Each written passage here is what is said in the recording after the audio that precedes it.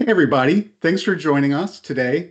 Today is Ask the Trainer. You are blessed by me and Dr. Sassi. We are your special guests, your special hosts today. And today we are going to be sharing some tips and techniques on texture painting and camera camera projection, right? Is that right, Dr. Sassi? Yep, Awesome. perfect. Let's see. So we have an hour today. I do have to mention that some of the other things that we have going on. I'm gonna share my screen. I'm not already sharing, am I? I And am. Hashi is hosting us today. Thanks for that. And Michelle is keeping Yes. us alive management-wise and with everything else that is needed. Yes. Thank you both very much. Um, yeah. Thanks, Doctor. I knew I was gonna forget something important, and You asked me there it to was. remind you. I did. Thank you. All right. So let's see. You can see my screen. Is that right? Okay. Awesome. So I just want to remind everyone about a couple of things. First of all, right now, SIGGRAPH is happening.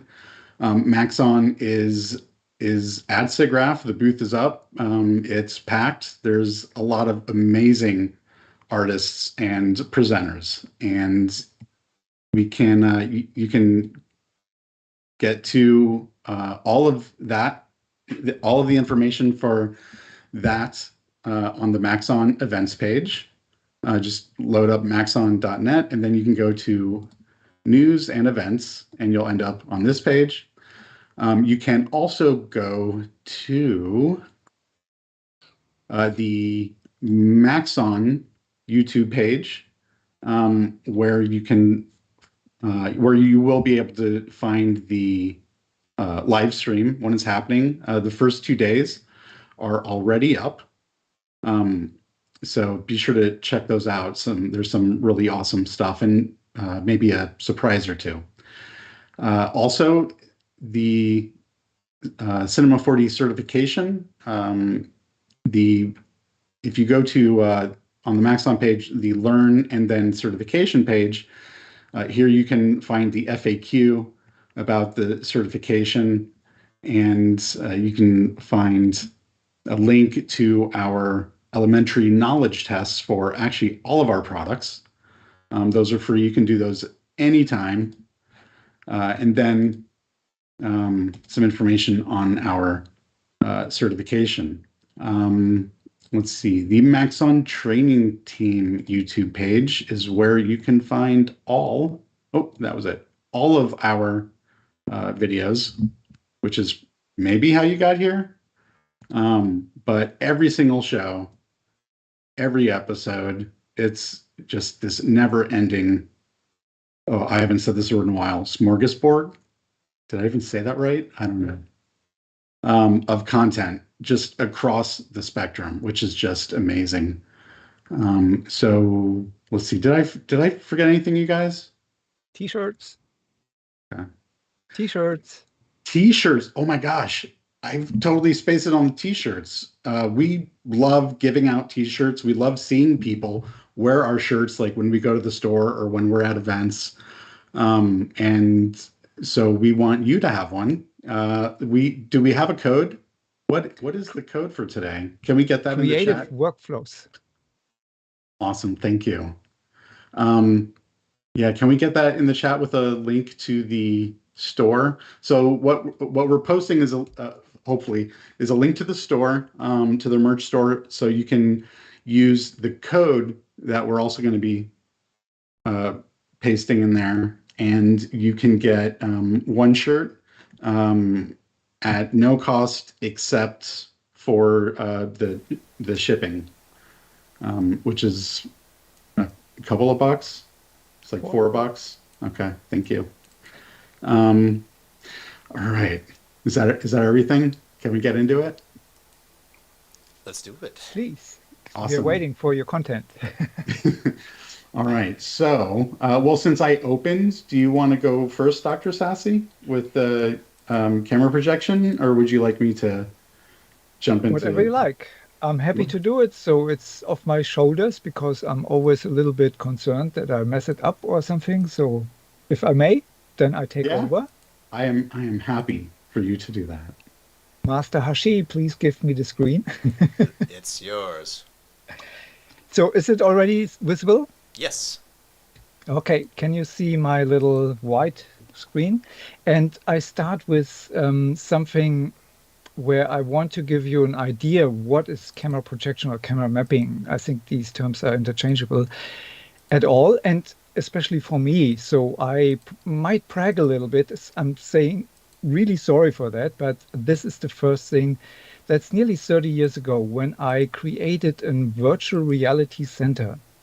And part of this is, and I will come on the end of my tiny little presentation, why I am talking about this. This was my idea how to go into virtual TV production, TV theater with interacting motion capture suits and whatnot, had mounted displays and all these projection methods that you need to have the illusion that you are into a three-dimensional space. This was my work to get my Masters of Fine Arts. And at the time, it was pretty much impossible to do this really in real time. And today you can do that, I think, with an iPhone already. So camera projection. Let's And I will see. come to the Dr. virtual Sassi, could I production. have you share your screen one more time? I think I did. I clicked on the wrong thing and I started sharing mine somehow. Okay. I'm unaware where it got activated. Oops. It should not be visible. So can you see now a gray little card with camera mapping? Hey, now we can. Yeah. So, and let me go out again. Just this. Yeah, okay. This was my Center for Virtual Reality, and I come back to this point later because it makes all sense when you see these few points that I try to make. So this was my first camera mapping. It was a documentation and the opener for that, and it was about an institution in Berlin. And the image that you see on the left side was the image that someone took over 100 years ago. And the idea was to recreate that building and have a camera move around it. And so that was my first time I used camera mapping for production. It was, as you can see here on these little pixelations or whatever, there was digibeta at the time, SD, very small, but it took already forever to render. And this was my first introduction into that theme. A friend walked me through, and since then, I really love this one. So this is another one. I shot it in LA, also in SD, and the idea was to have SD that is just a door, and someone comes out, put a box there, and then the camera goes up. And that looks pretty simple, but when you think the footage had the box in it, that means two-dimensional, and then the camera goes up, and I show that again. So she puts the box there, that's Robin, my partner, and then the camera goes up. That means I change the box into a real Cinema 4D box. And I show you what happens if you mess up this one with the camera. I think it's somewhere here. This would look like this when you have the camera on the wrong place. I hope that makes a little bit sense. So to get a feeling, this box is now changed into a three-dimensional box or a 3D object, and then I can move the camera up. Again, only this part here was video, everything else is just photo. So this is another little idea to have only partially real footage in it and the rest is just image, and maybe you get away with it. And in 2006, I was already very happy with that. This is an clip where I want to show that size doesn't really matter. This little rock is maybe like a shoebox in size, and it's this here. And the scale with the tree is established just by comparison. You know how trees looks like and how mountains look like. And so you don't have to have the whole landscape in the camera. You can take just a few rocks, camera map them, and you're ready to go with it. That's also very quick only. And here I have a scene where I want to show that the distance to objects really matters, because after a certain distance, the parallax is not so important anymore. So camera mapping deals a lot of parallax. My mouse is totally dry. Camera mapping deals a lot with parallax to create out of a flat dimensionality. And to have that in the best way, you need only a certain distance. When it goes further away, you can't really see when the camera is not moving so much. I go here very quickly through it. You can see this all on my YouTube channel in detail. For example, for a music video, I shot just a few facades, put them in camera mapping, and then just move the camera around in a way that you normally can do for a few bucks or so, what the shooting was. And to have a crane shot like this in downtown LA, that would cost a fortune. And here just to put all these buildings there, and you can change the buildings when there are wrong names on something or so. Like this one here is not really the building that it says it is. So with a few little tricks, you get already a huge illusion that you're really there, and you can put your video inside of that and so on. The next one is how much detail you really have to do to get the illusion of camera projection. And I have here a comparison. Have you seen which one was just flat projected on a box and which was really modeled step by step? I go back here. And you can see maybe when you have a little bit more time, this is flat here, and this was really modeled. This is pretty much all we have from this facade. So the idea that I want to get across is don't bother too much with details when you get distracted maybe by something. So what is it, what you can get away with it? And I think Hashi is certainly a master inside of that theme. And just eyes go to whatever blinks or what is moving. And so the helicopter was here, the destruction, and no one so far has seen it in comparison, what is really going on with the facade. It was always, you could just use a box, put it on, and the image was already perfect. This is I have to put the audio down. I think you can't hear it. This was an idea to film a certain part of the scene and have photos from the scene and mix it all together. And it is just a few little planes projected with some of the footage.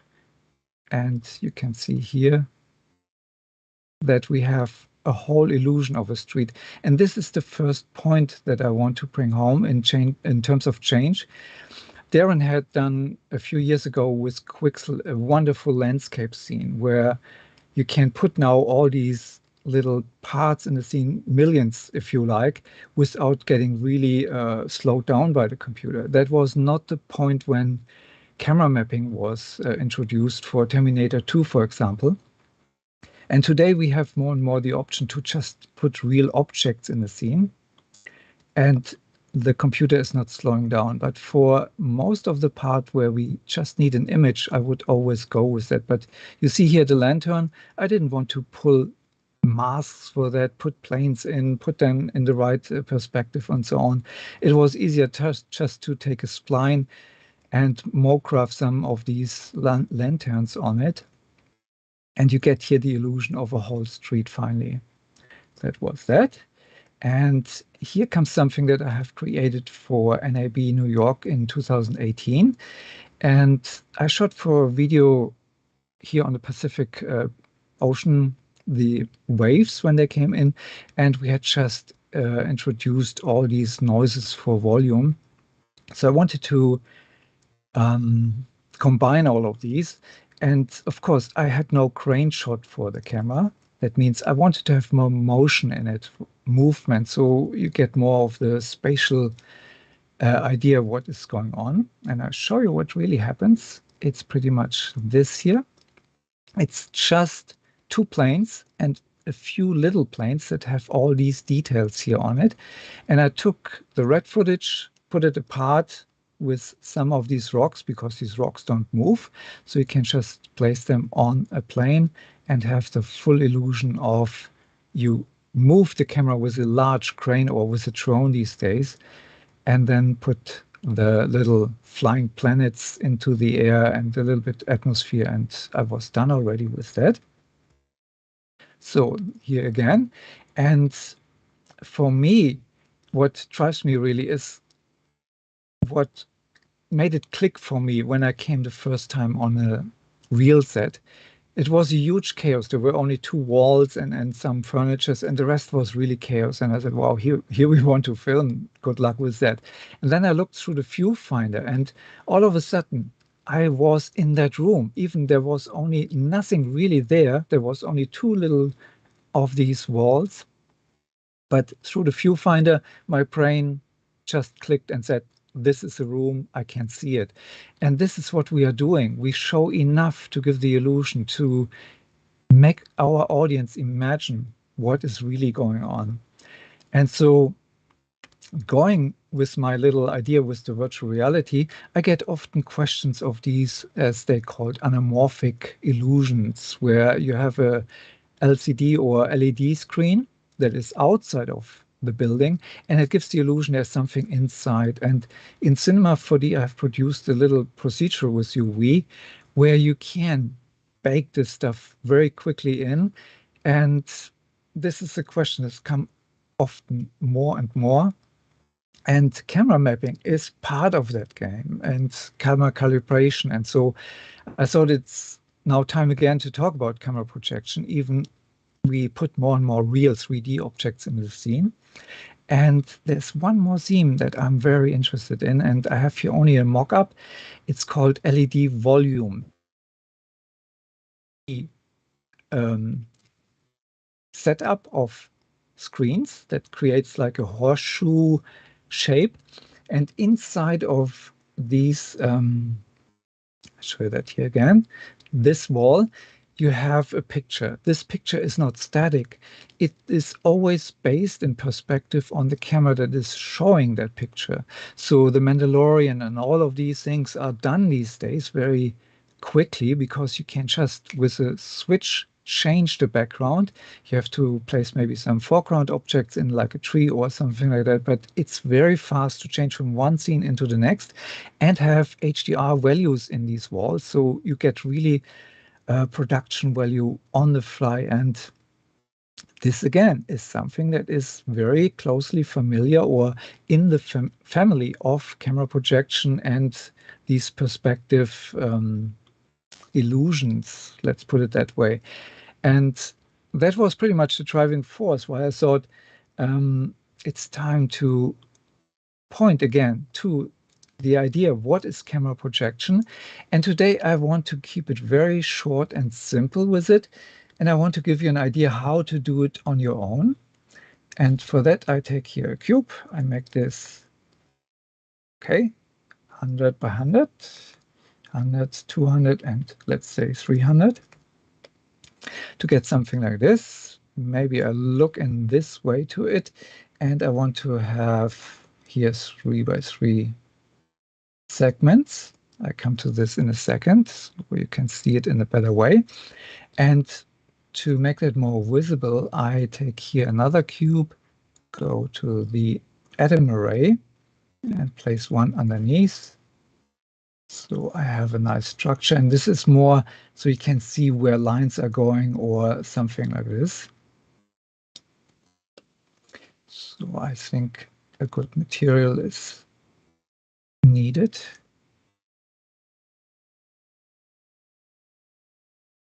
Something like this, and maybe something strong like this. This is okay. It's already there. And typically I would consider the size here. I leave it at the moment on my default. So now I need only to render this out. Go to my desktop here, and let's call it box August 11, whatever. Save, render to picture viewer, and here we go. So with that image now, I can say with certainty where my camera was, because that would be this one here. And I can say with certainty which focal length I had. This is important because when you do camera projection, you want to know, did I do it right or was it wrong? And to do a camera projection, you need normally to know where's the camera in the image. Because normally when we photograph, we take the four-dimensional world, three-dimensional plus time, into a two-dimensional world, just a flat photo. And so everything that is behind something is gone. We just have what was visible at that moment from that point of view. So, and that was here just right now. I go to tracker. That was what I've just rendered here. So I take this image now in box August 11. And this is pretty much what I want to find out now. Where was the camera? Because at the moment, this is just not here. It's just an image. And the camera has no idea where it is. I could move it around, but let's go here with the calibration. In this case, I don't need to have a lens profile because Cinema 4D without any adjustments will have no lens distortion. The process is illustrated in the manual. It's just having some lines and then putting some more lines into it, and the lines have to be straight, and then the camera lens distortion algorithm will figure out what you need. You can save this and place it here. To be fast, I want to just have some lines here, and these lines help the algorithm to figure out where was the camera, because inside of every perspective there is a camera described. This is now with a shift-click green for the Y direction. Take a few more lines, and I go here again. So shift-click, I get first the red, then the green for the Y. I know here the size, so I put it in. That helps the algorithm sometimes a little bit. Another line, and I will be quickly done with it because it's a repetitive and certainly boring thing to watch for you. And we have also a grid. When you have, for example, like here the top, just place it here and be as precise as possible. I'm here a little bit fast and sloppy. So, and here I use the C direction, and here I use the red for the X. Can't see it really. I hope it was correct. Yeah, now we have it. Okay. So every time you shift click on an edge or a line, it's changing the axis? Yeah, because the idea of the algorithm is that we have some 90-degree objects in the scene. That can be a box or a cube or whatever. And to help the algorithm to see this is really on X or this is really on Y or on Z, as you ask, when I shift click, I help the algorithm to go with these colors here that we see in that little guy. Y is green, Z or Z is blue, and X is red. Thanks for the question. That hopefully clears it in a better way. So when we have done this, we get here an indicator solved. That in yellow, that means it's okay. It's not perfect, but for now it's perfect for me here because I want to save time. And the Y is okay. And so we have a focal length. Let's have a look. That should be something about 36. That's pretty much okay. And it's unsolved. So what is missing? We need a pin for that.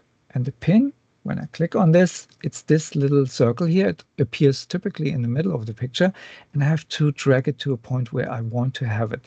It's here, for example. And since I have here the size already, I can match now exactly that cube. So to do that, I go to my camera calibration tag and create a camera mapping tag.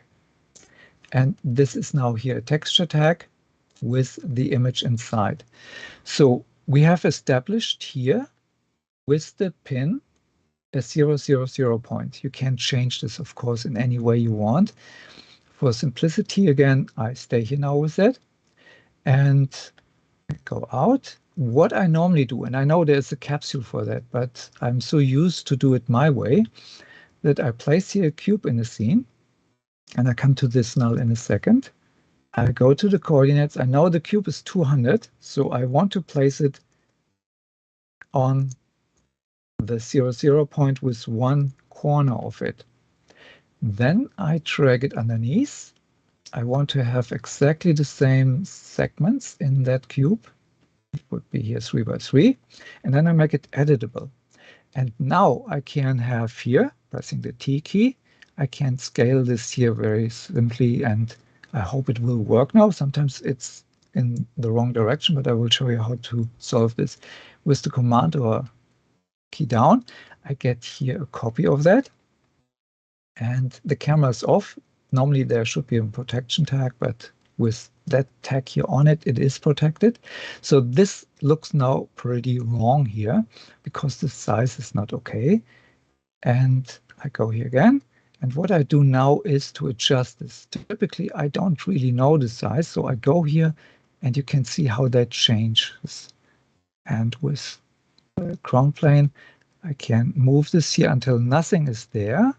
So I go a little bit closer, move this here in, and go here also that these edges here line up. And there's always a little bit of a wiggle room. And that is why I leave normally here a little bit more space and use an alpha channel later on this material to cut this off. So let's have a look again. This was 38. That's pretty much 4 millimeters over what we had in our scene. So with my sloppiness, I came very close. And let's memorize maybe one value here, -400. And it's 500. So I'm off with my camera here, but you see already with these few clicks that I did, I came already very close, and that's pretty much what we are after. I can switch off here this camera now. And when I go here around, I see a different projection here. This is now the backside, and this is normally what I don't need. So I go here with my polygon tool, and I just delete this stuff because it creates more trouble when I put an alpha channel on it than it is worth.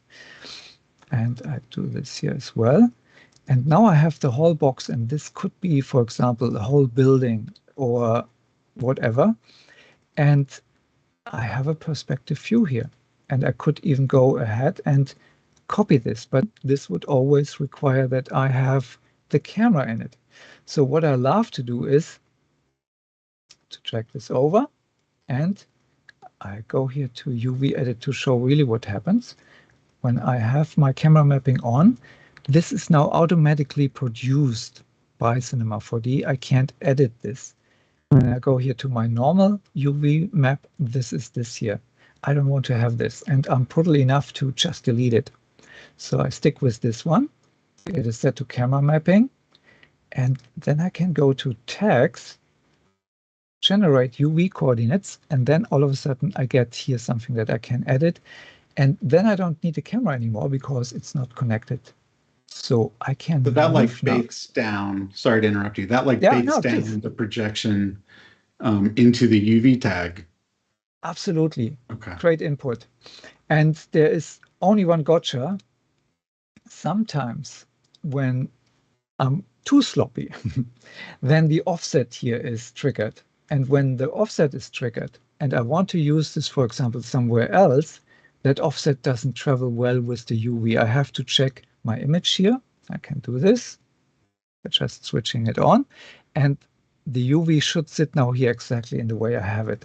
And I used here this cube with the 3 by 3 by 3 segmentations, because then you have a direct feedback how precise you have set it up. There is no lens distortion, no other problems inside. Before you get really running with this, this would be my first drill that I would suggest to everyone. And baked, as Darrin said correctly, is of course something that gives me more certainty and more safety in the whole scene, because now I could even go and delete the whole camera because it's now baked in. And what I can do now is, for example, just place this under a cube, under a clone, and play with it and get maybe thousands of it if I want to. And you could do you could also use the fracture object and break it up, and that projection will be stuck onto all the pieces. Yeah, since I have deleted the backside, I would have maybe a camera view from the backside to get a whole object, right. But I can try this, of course, now that you put it out in the world. Put it underneath, and I would suggest to have some of hull only, so I get some. Okay, I was not prepared for that. Yeah. Okay, whatever, but you see already it works, and let's see, I can fracture this. But of course, it might need a little bit more work to get a whole box. 2 pictures is, I think, the minimum to get a box. I wouldn't have any idea how to get it faster. But this is pretty much all already. And yeah, if there are any questions, then I'm happy to answer. I hope I didn't take too much time. No, that's awesome. There are a couple questions. I answered in the chat, but I think it's worth saying out loud. So one question was, what exactly does the pin do? And what I responded was essentially the pin snaps to any point of the grid or the line, and where that pin is, the world becomes 0, 0, 0. That becomes the center of the world. Yeah, that's perfect. And when you have an object maybe that sits up in the air and you know exactly it's 20 foot or 6 meters up, then you put this data in and your scene is calibrated to exactly that location. Yeah. Perfect. Well done. Anything else? Let's see here.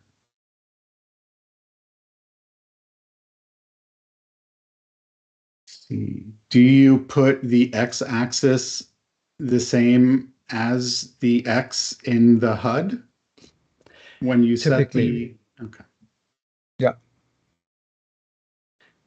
I would not try to mess with this too much, because you have maybe sometimes so many things to do, and if you stay in a system where X is X, C is C, or Z is Z, and Y is Y, it's much easier, especially close to deadlines.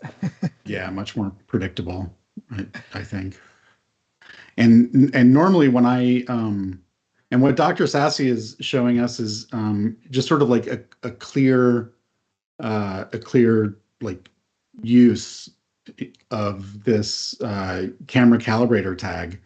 But I don't know about you, Dr. Sassi, and I think this is what you're suggesting, is that normally the photo you use is not a render of a cube in Cinema 4D, but it's like a skyline. It's it's something architectural. So there's a lot of strong lines that you can connect the lines and grids to. Yeah, buildings are normally perfect, because with the size, even the tiny imperfections are not important, because the major structures often very perfect, except maybe for the tower in Pisa or so. That's awesome. Yeah, I think I used up my time. Okay. I'm looking forward to your part. Okay, well, I should share my screen. Thank you, Dr. Sassi. That was awesome. Thanks for all the questions. They were awesome. Right. So, and for the answers. I'm going to go ahead and share my screen. Let me know when you see my screen. I see something. Okay, thank you. All right, cool. So I have this little floating Teams window of Dr. Sassi. Do you guys see that on your end? Okay, excellent. All right, so texture painting. What that means in Cinema 4D is BodyPaint 3D. So where is it? Where is all this BodyPaint stuff? How do we get into it? BodyPaint 3D has been a part of Cinema 4D for a very, very long time, almost pretty much as long as Cinema 4D has been available in the United States. We can most easily access the texture painting tools by going to the paint layout. But when we switch to this layout, these menus change. We now have this texture selection menu. We have filters that remind me a lot of Photoshop. So we lose a lot of things that maybe we need or want. So I'm going to go to my startup layout here, my standard layout. I'm just going to add a sphere real quick. I'm going to do this really simple exercise.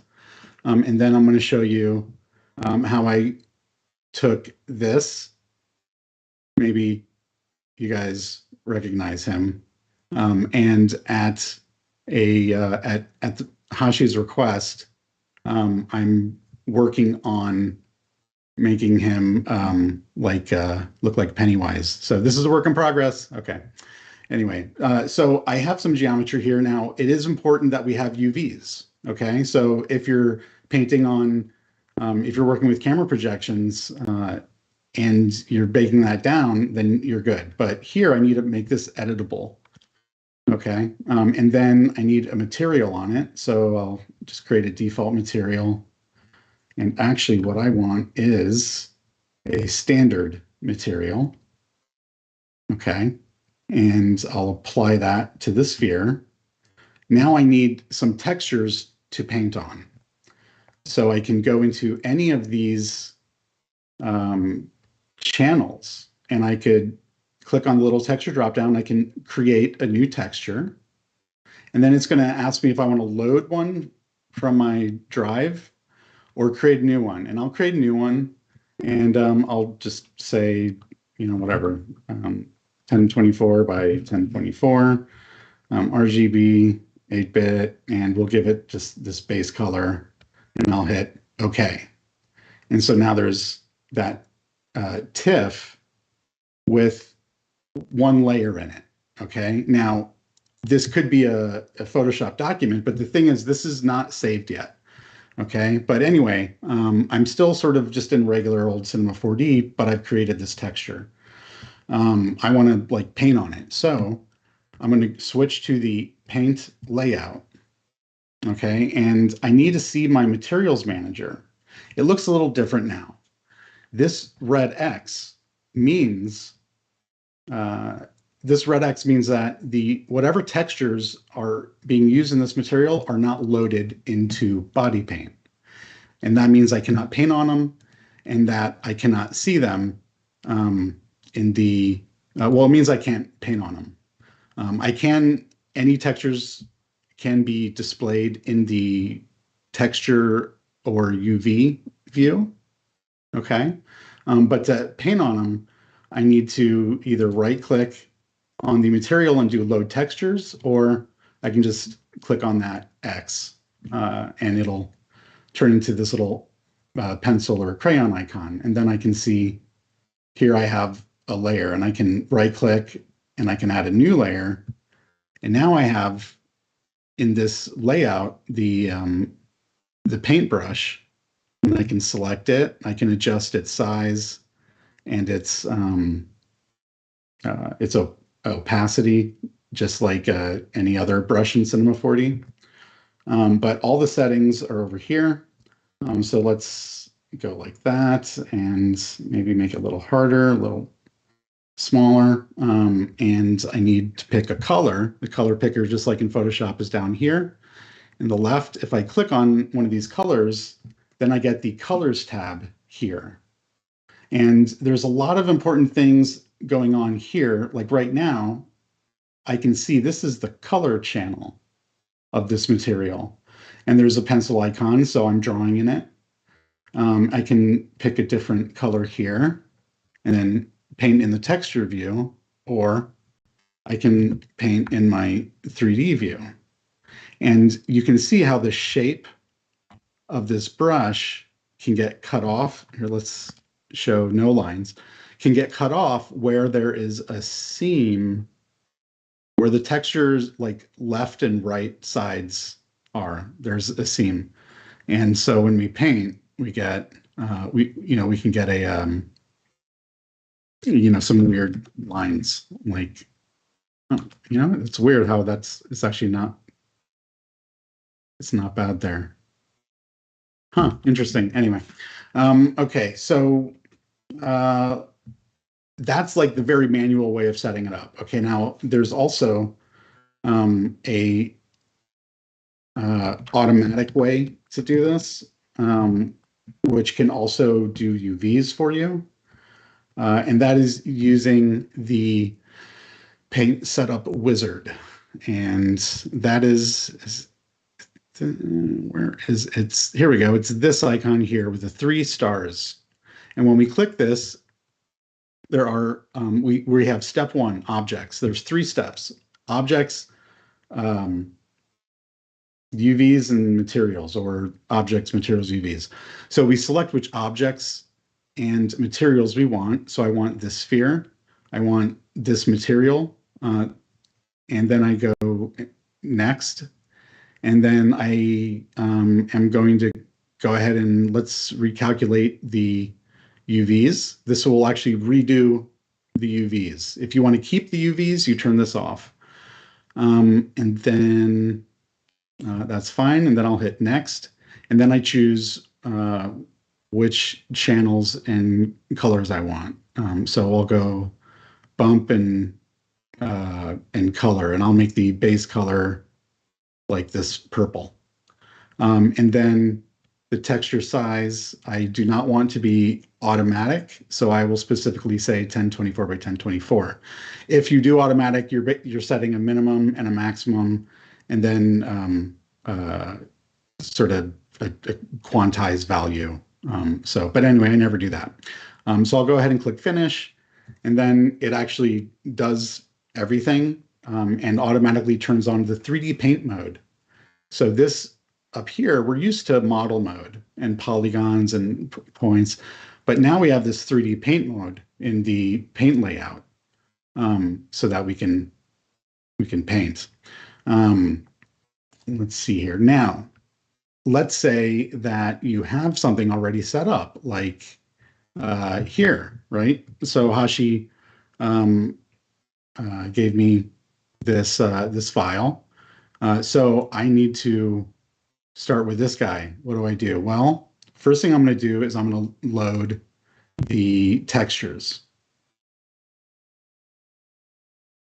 Okay, so I have color, I have a texture and the reflectance, and I have a normal map. Now let's unfold this, and I can see each of those textures and channels. I can select them down here, and you see as I select them here, it's also selecting them here. And you want to pay attention to where that little crayon icon is. 15 minutes, because that is what you will be painting on with the paintbrush. So you need to be aware of that. Now in the colors tab, we have the same thing. You can see this is all linked. So if I choose the gloss here, then it goes to reflectance. That's where the gloss texture is loaded. And I can add a new layer to that one. And I think I'll I actually don't want to paint on the normal map. So what I could do is uncheck the normal map, and that should yeah, that should sort of remove it, but it looks like it didn't. Huh. Anyway, that's fine. Oh, I just turned off the display of it, which isn't really what I wanted. So let me just see if I can refresh that, unload textures, and then again, load textures. And we should be right back. All right, I'll turn on normal. All right. Nope. Cancel. Anyway, moving on. So, oh gosh, this just doesn't look as good without the normal. I'm going to do a revert to saved. Sorry, everybody. And reload all those textures. All right, so I'm going to go ahead and create a new layer for the color channel. And I'm going to focus on the color channel here. So I'm going to actually start with this background. I'm going to duplicate it. Okay, now there's, this is just sort of like one use for BodyPaint. But I duplicated this and I'm going to call this desat. So this will be like desaturated. And then I'm going to go to filter, color correction, saturation. And then I can, let's turn off document preview. And I'm just going to set the saturation to -100. And, you know, here's the thing. I know from doing this yesterday that it actually took longer than I expected to do this. So I'm not going to hit OK because we're live and I'm short on time. What I am going to do is I'm going to go to the sponge tool in my texture view. That's OK. And I'm going to select that desat layer. And let's see, there's my sponge. So when we have like the sponge tool or, you know, blur, smear, sharp, any of these brushes, the settings are going to pop up in the attributes manager, just like anything else in Cinema 4D. So I definitely want this to be desaturate. I'm going to set it up to 100. And I'm going to increase the size of this brush so that so I can basically paint over some pixels. Right, so I can desaturate it this way. And this, for whatever reason, ends up being faster than doing the filter. So I think that's probably good enough for now.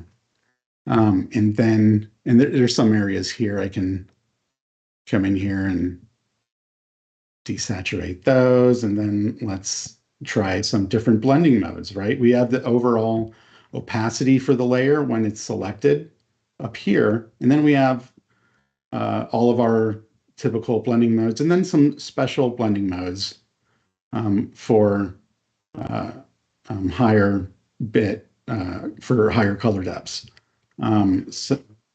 Okay, thank you. So let's just try a couple of different modes here. I'm just hitting the down arrow, scrolling through here. And let's go normal. And I'll just leave that as is. I'm going to call this layer white. And I'm going to pick a white color. And then I'm going to use the fill layer commands to fill this white, this layer with just this white. And then I'll try some blending modes with it. Let's just go normal and turn down the strength a bit, like that. Okay, so now I need to get that, that like red makeup that he has on. So I'll call this layer red. And I could go in and, pick a red color and then go to my paintbrush. And when we click on this little guy here, we actually get essentially another version of the asset browser, but only with our brushes, our body paint brushes. So there are just an insane amount. Towards the bottom is where all the sort of standard ones are. So let's see, come on. Yeah, so here, whatever, circle hard. So I'll just double click that guy, and then I can start painting in there. And with doing this by hands, it can be sort of tricky to get clean edges. So, we're used to working with masks essentially. So here we have some texture selection, tools. So I'm going to go like select lasso, and I could do this in the 3D view. So I can actually come in here and I can make a selection like that. And there's also, you see over here, a feather option for this. And now I can go in with my paintbrush and I can just sort of fill that in like that. Doing it by hand, again, is still difficult. Now, when we go to the texture view, you can see I can actually see where that is. Another thing that helps to make accurate selections is to actually view the UV mesh, which is on here, but I don't see it. And that's because the object is not selected. Okay, so that's another context sensitive thing we want to be aware of. So let me do this one more time. I'll go select lasso. Let's, I don't know, 2 pixel feather. And then I'm going to say new selection. And then I'm going to go like this. Then we'll add a little bit more around here. And then down here. Oops, I forgot to hold shift and it lost the selection. Let's do that. I'm going to go add to selection or hold shift and click and drag like this. There we go. And then I could actually fill this, right? I already have a layer. So I could say fill layer, and it just fills in that selection there. Oops. Which, is a little cleaner.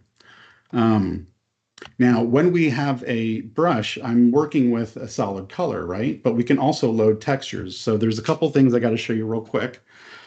One is we can switch from a solid color to a texture, okay? Now we need to load a texture. So I'm going to say load from disk. I could alternatively bring something into here. So let me, okay, I'll just load something in here. I'll go load from disk, and then Darrin, oh shoot. Yeah. Okay. Let's see if I can, bear with me, everybody. Where are there we go. Blue bump, cracks. So here is a bump from Quixel. What I'm going to do is I'm going to select a portion of this using whatever the lasso selection. So let's say I want, let's say this bit here. Okay, and then I can say load from selection / texture. Now I did not test this before, so we'll see how this plays out. And then I'm going to go to the gloss channel, which is sort of hard to see, right? So what we can do is in the edit menu, we now have this display selected channel command. So now I can see just that channel there. And let's see, go back to my paintbrush where I have, I got to do texture paint again. Load from selection texture. Did that take? Let's find out. So I'm painting in there. I'm not, oh, because I have a selection here, it's not painting. So I'll go texture selection, deselect all. So there's a lot of things that we need to be conscious of in BodyPaint. Okay, so please go ahead. One question. Could you go to the upper right corner under channels, the little chips where you have the pen and the color. No, a little bit higher. A little bit higher. It's for color and no, sorry. Mm-hmm. Yeah, so you go a little bit more left in the interface. To the left, to the left, to the left. This, yeah. So okay, I'm in the materials manager now. Okay, go down a little bit. There's this color where you have a pen in it and the two color chips and Mm-hmm. the C, R, and the N in your case. Mm-hmm. And there I have found many people have often a problem to even see that there is functionality in it, that you have 4 different ways to click on that you can change background, foreground color. And when the pen is not highlighted, that the whole thing is completely off and nothing will happen. Yeah. I wanted to point out, have an eye on that just in case. Yeah, it should have been fine though, because I had because I clicked on because I clicked down here first, so it automatically set everything to that. Okay. So that shouldn't have been it. Yeah. So okay, so I'm just gonna basically try and wrap this up. So let's turn off the display selected channel. I have to show you the multi-channel painting. I still got this guy. Awesome. So I'm going to go to my paintbrush over here. And what I want to do is enable, it's also right here, multi-channel mode. You can click on this icon or this icon, and you see we have more than one pencil. So now we can paint on more than one channel simultaneously. And so that means we can go to a brush, and in the color channel, I'm going to go load from disk, and then I'm going to go scroll down here to Blue Raptor and text, and I'm going to get this albedo, and then I'm going to go to the bump channel, and you see it changed. I'm going to go to texture, load from disk, text, and then I got this bump. So now I have 2 different textures instead of a solid color. And we'll turn down the hardness. And I'm going to actually use projection painting. So if I click on this icon here, now this brush stroke is being projected onto the surface. So I can sort of dial in where I want, this or that. And then once I'm happy with that, I'll just apply it with this little arrow icon. And then when we turn off texture projection, we can see how it's projected down. So it does cause stretching around the edges. Be very careful of that. But of course, that's very easy to remedy with a little bit of, erasing, right?